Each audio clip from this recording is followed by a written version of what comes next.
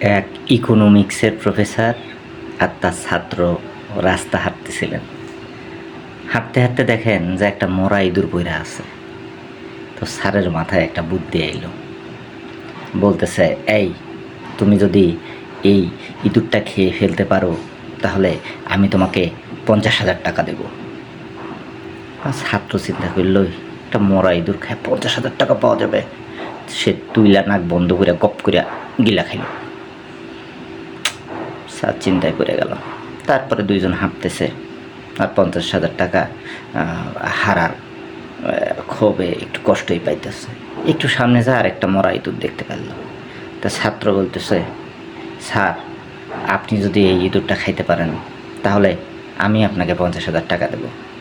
তখন স্যার চিন্তা না কইরা ইঁদুরটা তুইলা গপ করে গিলা খাইল। তো খাওয়ার পরে দুইজনই হাঁটতেছে। 50,000 টাকা শোধ, এই 50,000 টাকা ও 50,000 টাকা।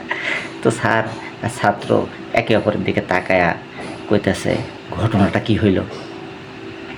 তো ছাত্র কইল, আপনিও ফ্রিতে একটা ইঁদুর খাইলেন, আমিও ফ্রিতে একটা মরা ইঁদুর খাইলাম স্যার। স্যার বলল, যতই ফ্রিতে খাই জিডিপিতে তো 1,00,000 টাকা যোগ হইল, তাই না?